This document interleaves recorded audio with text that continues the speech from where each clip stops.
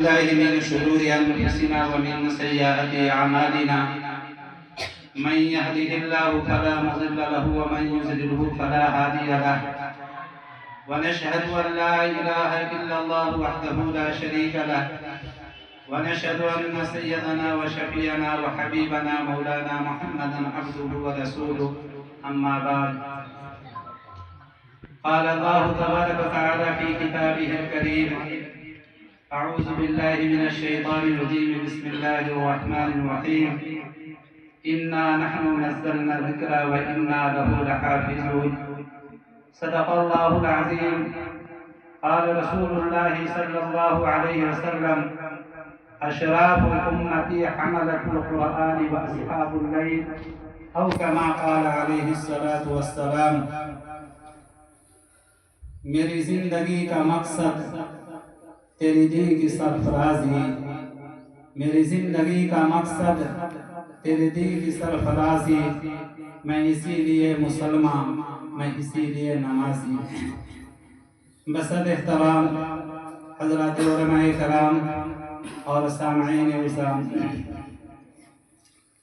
اللہ تبارک و تعالیٰ کا بے حد احسان و کرم ہے کہ آج کی اس مبارک مجلس میں ہماری اور آپ کی شرکت ہو رہی ہے۔ یہ اتنی مبارک مجلس ہے، اس میں ہم اور آپ شریک ہیں۔ اللہ پاک جس کے ساتھ خیر کا معاملہ فرماتا ہے اسے دین کا فہم کر دیتا ہے۔ اللہ تبارک تعالیٰ جس کے ساتھ خیر کا معاملہ فرماتا ہے وہ دینی محفل میں اسے بیٹھنے کا موقع عنایت کرتا ہے۔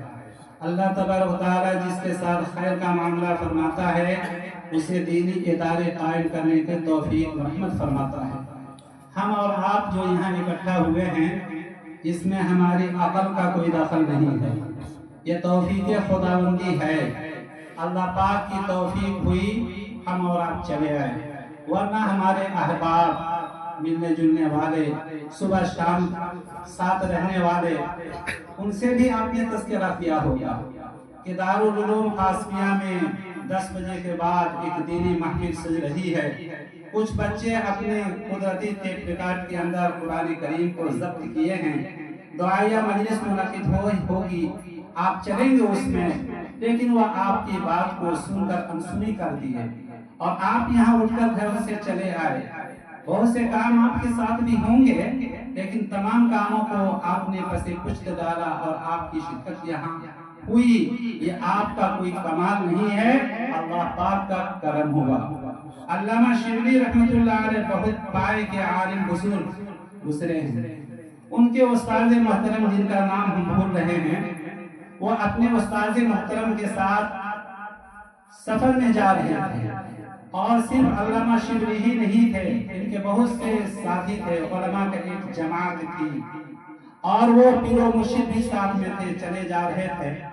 ایک گاؤں کے قریب یہ لوگ پہنچے اور تو ارادہ ہوا کہ نماز کا وقت ہو رہا ہے، پانی کا انتظام ہے، وضو بنا لیا جائے۔ اسی درمیان دیکھنے میں ان لوگوں نے دیکھا کہ گاؤں سے کچھ لڑکیاں کنواں کے اوپر پانی لے کے لیے آئیں۔ جب وہ پانی لے کر چلی گئی اور یہ لوگ وضو سے فارغ ہو گئے تو علامہ شبلی رحمت اللہ علیہ نے اپنے استاد محترم سے کہا کہ حضرت آپ بھی وضو فرما لیں اور چلیے نماز پڑھ لی جائے۔ تو علامہ صاحب کیا کہتے ہیں کہ آپ لوگ جائیے نماز پڑھ لیجیے، ہم کو یہی چھوڑ دیجیے۔ اب تو علامہ شبلی رحمت اللہ علیہ کی عقل کام نہیں کر رہی ہے کہ استاد محترم ایسا جواب دے رہے ہیں۔ اس گاؤں میں جب یہ لوگ پہنچے تھے، یہودی کے ایک مکان کے اوپر صلیب کا نشان بنا ہوا تھا، تو ان کے استاد محترم کی زبان پہ یہ کلمہ آیا کہ یہ کتنے ناسمجھ لوگ ہیں، کتنے بے وقوف لوگ ہیں کہ اپنے مکان پر صلیب کا نشان لگاتے ہیں۔ اس کے بعد وہ کہتے ہیں کہ تم لوگ جاؤ نماز پڑھ لو، ہم کو یہی رکھنے دو۔ مجبور ہو کر علامہ شبلی رحمت اللہ علیہ اپنے ساتھیوں کے ساتھ چلے گئے اور نماز میں مشغول ہو گئے۔ استاد محترم یہ تھے، پیر و مرشد تھے، نہ جانے کتنے لوگ ان سے فیض یاب ہوئے تھے۔ اب وہ کھڑے ہوئے ہیں، جب وہ سارے لوگ چلے گئے تو اب یہ دوسروں سے پتہ کرتے ہیں अभी चंद लड़कियां जो पानी लेने के लिए आई थी, उनमें जो फलां कलर के कपड़ा लड़की पहनी थी उसका घर कहाँ पर है? तो बताने वाले ने कहा कि फलां मकाम पर है, फलां मोहल्ला में है। वो रास्ता बता दिया, उसके दरवाजे पे गए और जाने के बाद दस्तक देते हैं, खटखटाते हैं। वो लड़की का बाप बाहर आता है और पूछता है क्या बात है, क्या बात है? इन्होंने कहा कि भाई हम तुम्हारी बच्ची से रिश्ता करना चाहते हैं, निकाह करना चाहते हैं, हम तुम्हारे बच्ची से निकाह करना चाहते हैं। और वो था कट्टर ईसाई, यहूदी था। उसने कहा, कट्टर ईसाई था, इस्लामी था। उसने कहा कि ऐसा हो नहीं सकता है, तुम हो मुसलमान और हम हैं ईसाई, हम अपनी बच्ची से तुम्हारा निकाह नहीं कर सकते हैं। और फिर अजनबी लोगों का क्या अता पता, तुमसे कोई तारुफ नहीं है, कोई जान पहचान नहीं है, हम अपनी बच्ची से तुम्हें क्यों अपनी बच्ची को दे दें? उसके बाद उन्होंने कहा कि हम तो निकाह करना चाहते हैं। तो बहुत करने के बाद उसने कहा कि ठीक है, हमारे साथ, हमारी बच्ची के साथ अगर तुम रिश्ता करना चाहते हो तो उसके लिए एक शर्त है, कुछ दिन तुम हमारे घर पे रहो, खाओ पियो, हमारे यहाँ रहो। साल 2 साल गुजर जाएगा, तुम्हारे मिजाज से हमें वाकियत हासिल होगी, उसके बाद हम रिश्ता कर सकते हैं। अब वो हजरत वहां रहना शुरू कर दिए और उसने कहा उस नसरानी ईसाई ने कि सिर्फ मेरे घर पे रहना नहीं होगा, बल्कि हमारे पास कुछ जानवर हैं, उस जानवर को चराना होगा और खिदमत करनी पड़ेगी। वो इस बात पर भी आमादा हो गए, इस बात पर भी आमादा हो गए। उसके बाद वो रहना शुरू कर दिए। अब अल्लामा शिबली अपने साथियों के साथ मस्जिद में नमाज पढ़ रहे हैं, रो रहे हैं, धो रहे हैं, गिरियाजारी कर रहे हैं। उस्ताद मोहतरम मेरे पास जाना ना, वो दीवाना हो गए, उधर चले गए। अब क्या बात है? उसके बाद उस ईसाई ने कहा कि हमारे घर में जो जानवर हैं वो गाय भैंस बकरी नहीं है, बल्कि सूअर है। सुबह शाम उसको चराना पड़ेगा, उसकी निगरानी और उसकी हिफाजत करनी पड़ेगी। वो इस पर भी तैयार हो गए। जहां वो उलमाए कराम की रहनुमाई करते थे, कुरान के दर्स देते थे, अहादीस पढ़ाते थे, 1 लाख अहादीस के वो हाफिज थे, कुरान करीम के वो हाफिज थे। इतनी खूबियों के बावजूद उसी अमामा को बांधे हुए, उसी जुब्बा को पहने हुए, उसी आशा को लिए हुए, जिस आशा के सहारे मिंबर पर खड़ा होकर जुमा का खुतबा दिया करते थे, आज किस नतीजे पर पहुंच रहे हैं कि सूअर चला रहे हैं, उसी हालत में जाके सूअर चला रहे हैं और शाम तक निगरानी कर रहे हैं। 1 साल का अरसा गुजर गया। अल्लामा शिबली अपने साथियों के साथ रो रहे हैं, धो रहे हैं, अपने वतन लौट गए कि हजरत को क्या हो गया। साल गुजरने के बाद अल्लामा शिबली चलते हैं, देरीना मोहब्बत थी अपने उस्ताद मोहतरम से कि चलते हैं उस्ताद मोहतरम के हाल मालूम करते हैं कि आखिर वो किस हाल में है। जब पहुंचे और गांव में जाने के बाद उन्होंने कहा कि एक जुब्बा वाले थे, अमामा वाले लकड़ी लिए रहते थे, उनका कोई पता बता सकता है? तो लोगों ने कहा कि हाँ, इस बस्ती से हटकर उस जानिब एक जंगल है, उस जंगल में वो सूअर चराते हैं सुबह से शाम तक। जरा सोचिए, जो बच्चों के दर्स देते थे, कुरान पढ़ाते थे, हदीस की तालीम देते थे, वो सूअर चरा रहे हैं। अल्लामा शिबली वहां पहुंचे और पहुंचने के बाद देखते हैं कि इस पोजीशन में उस्ताद हैं, जुब्बा भी पहने हुए हैं, पगड़ी भी बांधे हुए हैं, हाथ में असा भी लिए हुए हैं और सूअर की निगरानी कर रहे हैं। अल्लामा शिबली फट के रोने लगे और रोने के दौरान बहुत रोए। अब उस्ताद मोहतरम देखे अल्लामा शिबली का चेहरा, उनको भी रोना आ गया। अब दोनों रोए, खूब रोए। रोते रोते उन्होंने कहा कि अल्लाह तबारक तआला तू कादिर मुतलक है, तू जो चाहता है वो करता है। क्या हमसे गलती हुई या हमारे उस्ताद मोहतरम से कौन सी लफ्ज़िश हुई जिसकी ये सजा मिली है? बराए मेहरबानी तू माफ फरमा दे, माफ फरमा दे। उसके बाद अल्लामा शिबली पूछते हैं कि हजरत आप तो कुरान के हाफिज थे, 30 पारे हैं कुरान के, 540 रुकू हैं कुरान के अंदर, कोई सूरा कोई रुकू कुछ याद है कुरान का? तो उन्होंने कहा कि कुरान मुकम्मल मेरे सीने से निकल चुका, मुकम्मल कुरान मेरे सीने से निकल चुका है, कोई पारा हमको याद नहीं, कोई रुकू हमको याद नहीं। उन्होंने कहा कुछ भी तो बताइए। उन्होंने कहा कि एक टुकड़ा हमको याद है, सिर्फ कुरान का एक टुकड़ा हमारे ज़हन में है। तो उन्होंने कहा कि वो कौन सा टुकड़ा है जो आपके ज़हन में अभी महफूज है, आपके सीने में है? पूरा कुरान निकल चुका, एक टुकड़ा बच रहा है। तो उन्होंने कहा कि ये टुकड़ा बच रहा है, वमन युहिनिल्लाहु फमा लहु मिन मुक्रिम, अल्लाह जिसे जलील करता है उसे कोई इज्जत नहीं दे सकता है। यही टुकड़ा हमारे ज़हन में है। उसके बाद अल्लामा शिबली ने पूछा कि जरा ये बताइए, 1,00,000 अहादीस के आप हाफिज थे, कोई हदीस आपके ज़हन में है? उन्होंने कहा कि मात्र एक हदीस, एक ही हदीस हमारे ज़हन में है, और बकिया सारी हदीसें मेरे ज़हन से निकल चुकी, मैं भूल चुका। उन्होंने पूछा कि कौन सी हदीस है? तो ये हदीस है, मन बद्दल दीनहु फक़्तुलहु, जो अपने दीन को बदल दे उसकी सजा है कि उसको कत्ल कर दो। यही एक है। उसके बाद ये दोनों उस्ताद और शागिर्द खूब रोए और अल्लाह तबारक तआला उनको माफ कर दिए। अल्लाह तबारक तआला उनको माफ कर दिए। जब माफ कर दिए उसके बाद धीरे धीरे कुरान करीम का वो सारे पारे भी इनके सीने में महफूज हो गए और अहादीस भी इनको याद हो गई। तो अल्लामा शिबली ने उस्ताद मोहतरम से सवाल किया कि उस्ताद मोहतरम आने जाने में तार कहीं हिल गया है।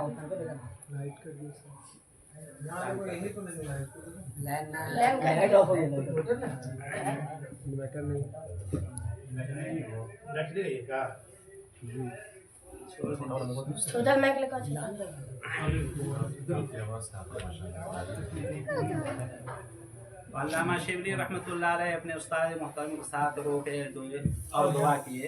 दुआ करने के नतीजे में अल्लाह तबारक तआला नवाज किया फिर हजरत को।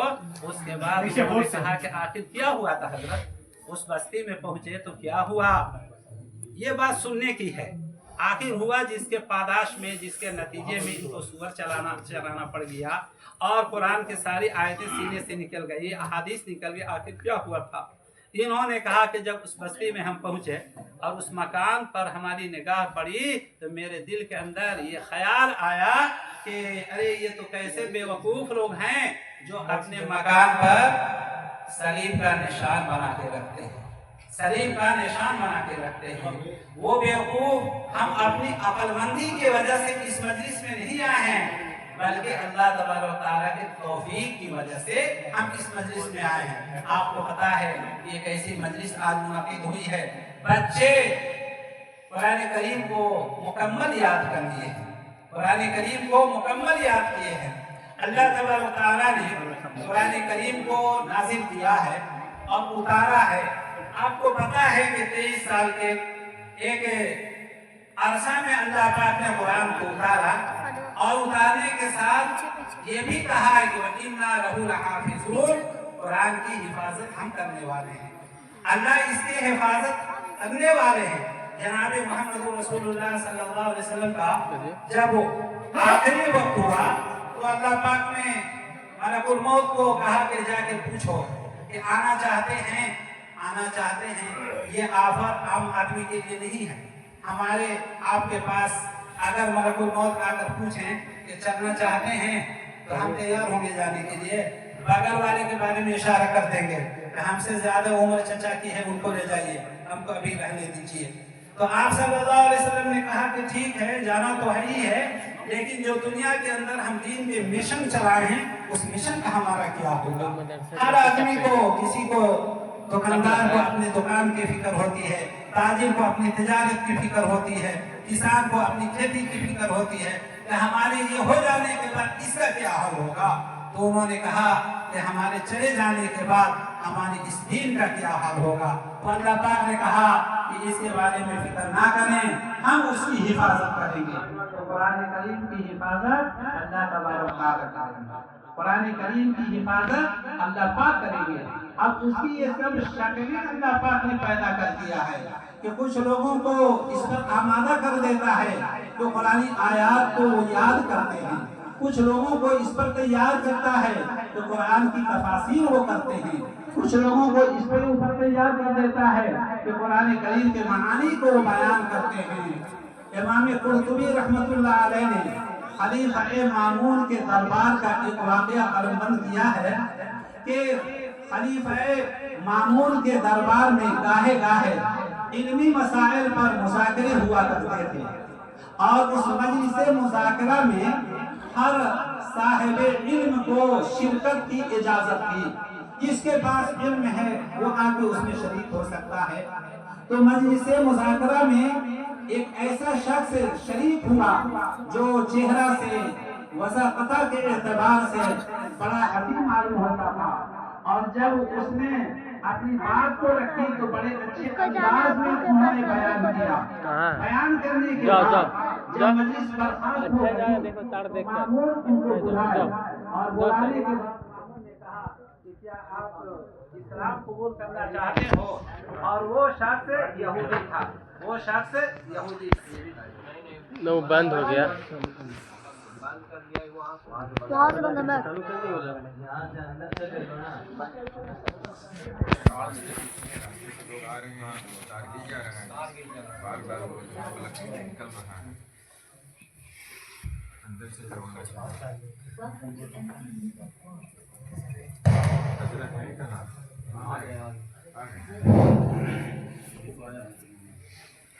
وہ یہودی تھا۔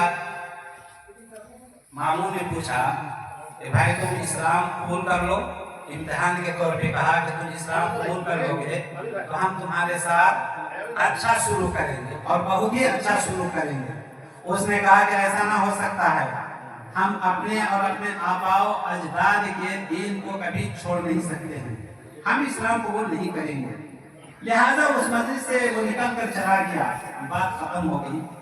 اگلے سال پھر وہ مجلس مذاکرہ میں تشریف لائے، اور وہ آئے تو جب دوسری مرتبہ آئے تو فقہ اسلامی کے اوپر بڑی ہی اچھی تقریر انہوں نے کی، اور بڑے اچھے انداز پر سیہو بھری انداز میں فقہ اسلامی کے موضوع پہ انہوں نے کلام کیا، اور کلام کرنے کے بعد جب ان کی بات مکمل ہو گئی تو مامون بلائے، اور بلانے کے بعد کہا کہ کیا تم گزشتہ سال والا شخص ہو جو پچھلے سال بھی آئے تھے اس مجلس میں؟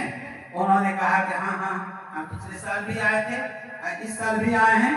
تو انہوں نے کہا کہ پچھلے سال تم آئے تھے، ہم نے کہا اسلام قبول کرنے کے لیے تو تم انکار کر دیا، اور اب تم مسلمان ہو کر یہاں آئے ہو تو تمہارے اسلام لانے کا سبب کیا بنا؟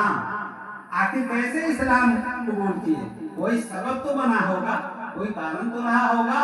تو اس نے کہا کہ ہاں سبب ہے، میرا سبب کہ ہم اسلام قبول نہیں کیے ہیں، اس مجلس سے نکلنے کے بعد جب ہم گئے تو جو موجودہ مذاہب ہیں ان کے اوپر ہم تحقیق کرنے کا ارادہ کیے، اور ہم اپنے وقت کے خوشخط ہیں، اچھا لکھنا جانتے ہیں، اچھا کاتب ہیں، اپنے ہاتھ سے کتابیں لکھتے ہیں اور لے جا کر اس کو ہم فروخت کرتے ہیں، وہ ذریعہ معاش بھی ہمارا ہو جاتا ہے۔ تو ہم اپنے اعتبار سے یہ کوشش کیے کہ توریت کے 3 نسخہ ہم تیار کیے، انجیل کے 3 نسخے ہم تیار کیے، اور قرآن کریم کے بھی 3 نسخے ہم تیار کیے، اپنے ہاتھ سے لکھے۔ لکھنے کے بعد انجیل لے کر ہم چلے اور نصرانی اور عیسائی کی مجلس میں گئے، اور لے جا کر ہم پیش کیے تو انہوں نے ویلکم کہا، ہاتھوں ہاتھ وہ لوگ لے لیے، اور جب ہم لکھنا شروع کیے تھے انجیل یا توریت یا پھر قرآن کریم، تو اس کے اندر ہم بہت زیادہ ہیر پھیر کیے، کہیں گھٹا دیے، کہیں بڑھا دیے، کہیں اپنے جانب سے کچھ اضافہ کر دیے، تو بہت تحریف ہم کیے۔ اس تحریف کے ساتھ ساتھ ہم انجیل نصارہ کی مجلس میں لے جا کر پیش کیے تو ان لوگوں نے اس کو قبول کیا، سینے سے لگایا، اس کو چوما، بوسہ دیا، اور ہم کو موٹی رقم دے دی۔ اس کے بعد ہم توریت کو لے کر چلے، اور لے جانے کے بعد یہودیوں کی مجلس میں گئے، اور لے جانے کے بعد ہم نے پیش کیا کہ دیکھو یہ توریت ہے، توریت کے اندر بھی ہم تحریف کیے تھے، کمی بیشی کر دیے تھے لکھنے میں، یہودی بھی اس کو ہاتھوں ہاتھ لیے اور سینے سے لگائے، اس کو بوسہ لیے، موٹی رقم ہم کو دے دیے۔ تینوں نسخے انجیل کے اور تینوں نسخے توریت کے لمحوں میں بھی گئے، ختم ہو گئے۔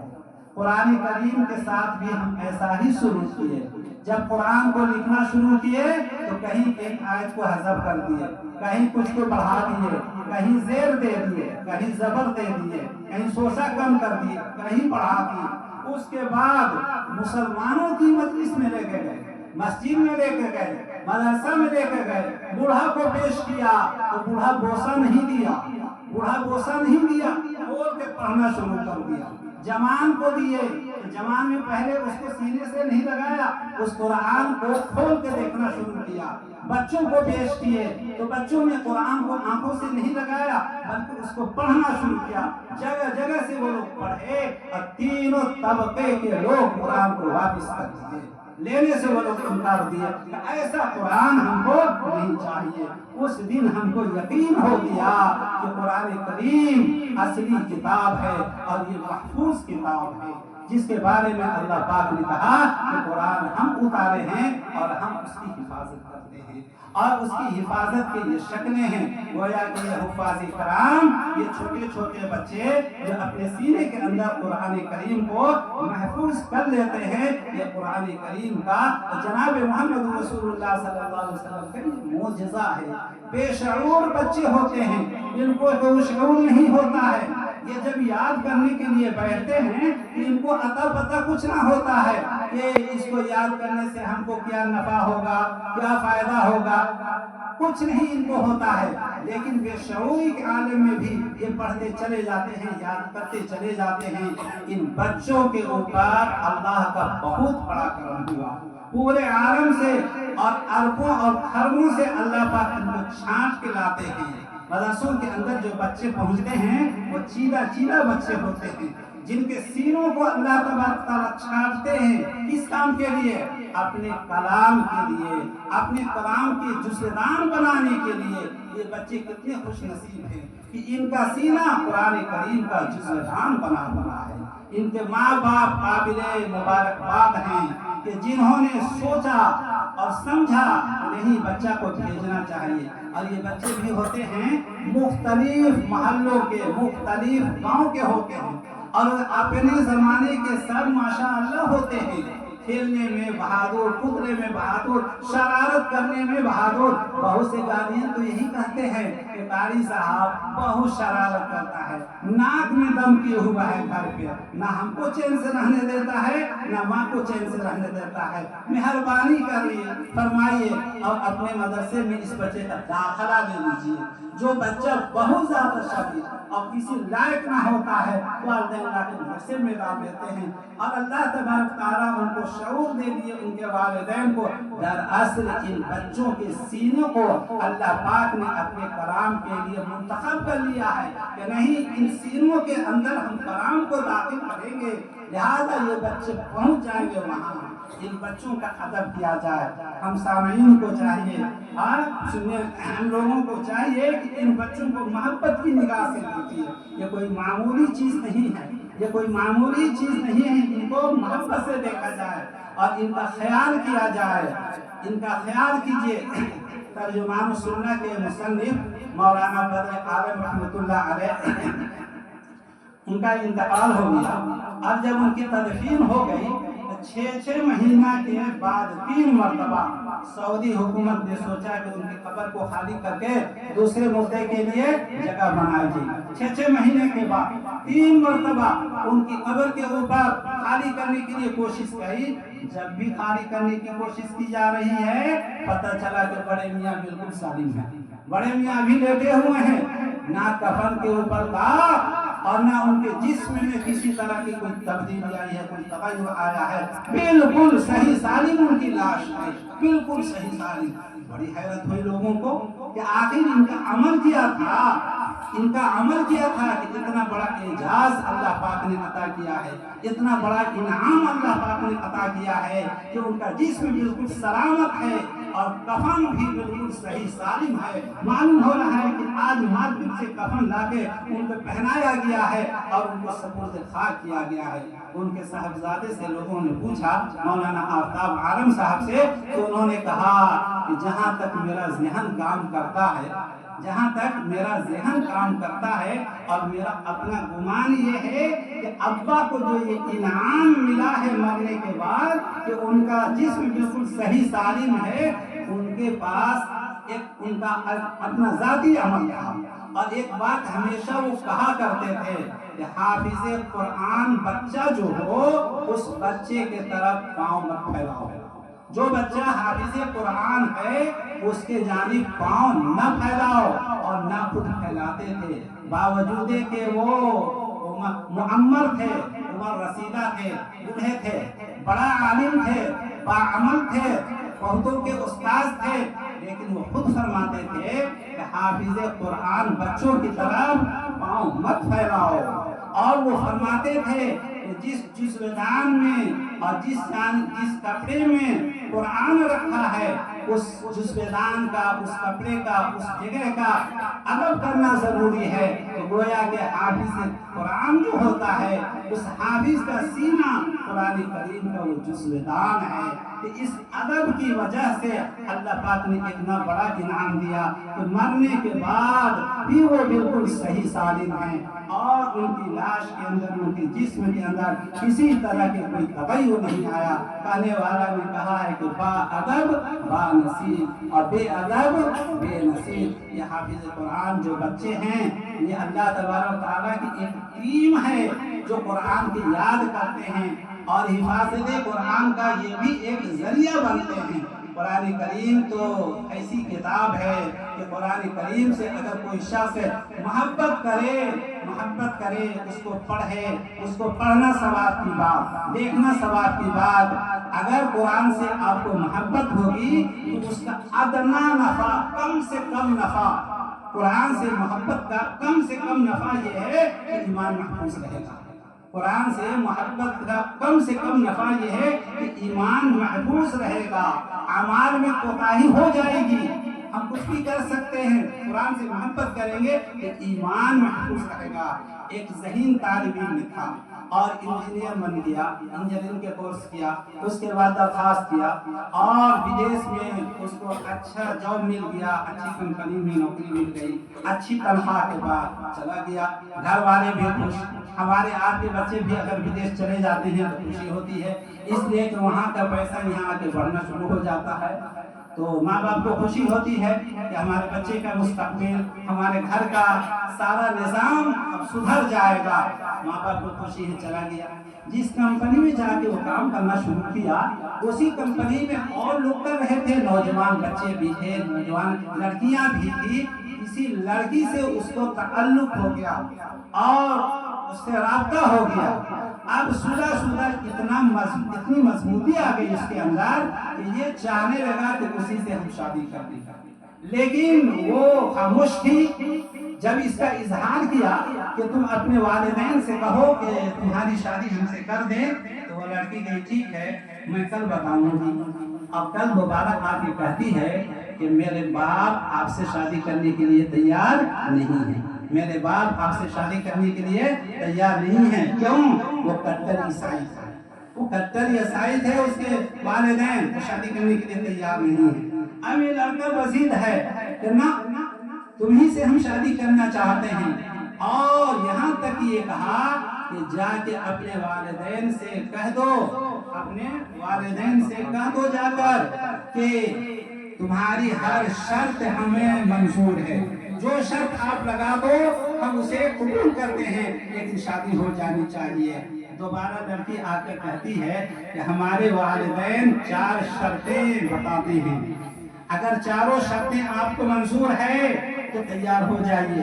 پہلی شرط یہ ہے کہ اسی شرط پہ تم سے شادی ہوگی کہ آج کے بعد تم کو اپنا وطن نہیں جانا ہوگا، اپنا ملک جانا نہیں ہوگا، یہ رہنا پڑے گا۔ نوجوان کہا کہ یہ شرط ہمیں منظور ہے، یہ شرط ہمیں منظور ہے۔ دوسری شرط یہ ہے کہ آج کے بعد سے تم کو اپنے والدین سے، رشتہ داروں سے بات چیت نہیں کرنی ہوگی، रابता कोई नहीं रखना पड़ेगा, किसी तरह का कोई रابता नहीं रखना पड़ेगा। नौजवान ने कहा कि ठीक है, ये भी हमें मंजूर है। तीसरी शर्त यह है कि इस मकाम पर जो तुम्हारे पुराने दोस्त हैं और वो मुसलमान हैं, सबसे तर्के ताल्लुक करना पड़ेगा और इस मकाम को छोड़कर दूसरी जगह तुमको मुंतकिल होना पड़ेगा।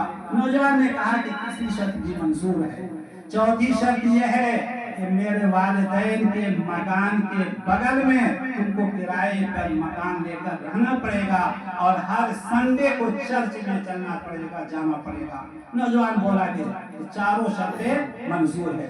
उसके बाद शादी की तारीख तय हो गई। अचानक उस मकाम को छोड़कर दूसरे मकाम की तरफ मुंतकिल हो गया, चला गया और इतनी खामोशी के साथ गया कि उस महल्ले में खलबली मच गई। तो वो नौजवान कहाँ चला गया, जमीन निगल गई या फिर उसको आसमान उचक लिया, कहाँ चला गया अचानक। किसी से तस्करा नहीं किया, मस्जिद में काहे जाता था, इमाम साहब से भी ताल्लुक था, इमाम साहब भी बराबर खैर खैरियत पूछ रहे दूसरे लोगों से। वो नौजवान अब नहीं आता है, चला गया।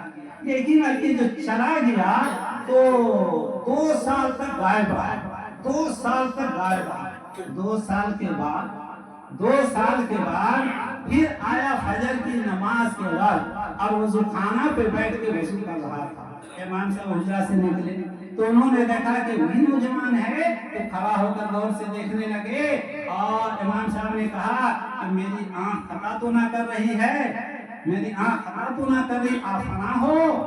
तो उसने कहा कि हाँ हजरत हम फना हैं और दुआ के बाद आपके कमरे में हम आते हैं और अपनी सारी खैरियत बताते हैं। इमाम साहब के पास रूम में गया और जाने के बाद अपनी खैरियत बताया।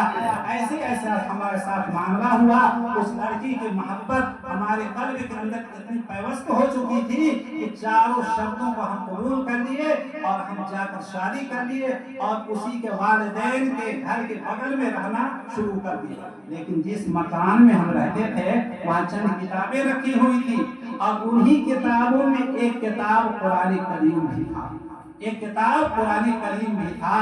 तो मैं उसको देखता था तो मेरा ज़मीर अंदर से बोलता था कि तू पैसा नफ्स का पुजारी है, कि नफ्स को खुश करने के लिए सबको छोड़ दिया है। लेकिन कुरान को मैं जब देखता था मुझे खुशी होती थी। ऑफिस से आता था तो एक नजर देख लेता था, ऑफिस जाने से पहले एक नजर देख लेता था।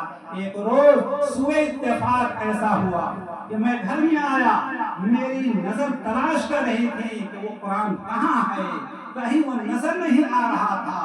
तो बीवी से मैंने पूछा, एक मोटी सी किताब थी, किताबों के दरमियान वो किताब क्या हुई? बीवी जवाब देती है कि वो किताब तो ऐसी थी कि ना तुम्हारे पढ़ने की और ना हमारे पढ़ने की, हम तो पूरा करतब के साथ उसको फेंक दिए हैं। इतना जो मैं सुना अंदर से मैं चीख दिया, अरे वो तो कुरान था, अल्लाह का कलाम था, कहाँ फेंक दी? और मैं बेसाख था, बाहर निकला और निकलने के बाद उसको तलाश किया, मिल गया। वो पूरा करकट के ऊपर फेंका हुआ था। मैं उसको उठाया, आंखों से लगाया, बोसा दिया, सीने से लगाया। मेरी इस हरकत को देखकर बीवी कह रही है कि पागल जैसा क्यों हरकत कर रहे हो, पागल जैसे क्यों हरकत कर रहे हो? जब मैं यहाँ आया तो बीवी बोली, क्या तुम्हारे अंदर अभी भी इस्लाम का कुछ जरासीम बाकी हैं, अभी भी तुम्हारे अंदर बाकी हैं? तो कुरान करीम से लगाव था, कुरान करीम से मोहब्बत थी, तो उस मोहब्बत की नतीजे में ईमान महफूज रहा। तो कुरान करीम ऐसी किताब है कि उससे मोहब्बत करनी चाहिए। उससे मोहब्बत का अदना अजर, अदना नफा यह है कि इंसान का ईमान महफूज रहेगा। अल्लाह तबारक तआला हमें भी और आपको भी कुरान करीम के अहकामात पर अमल की तौफीक रहमत फरमाए। वमा अलैना इल्ला अल बलाग।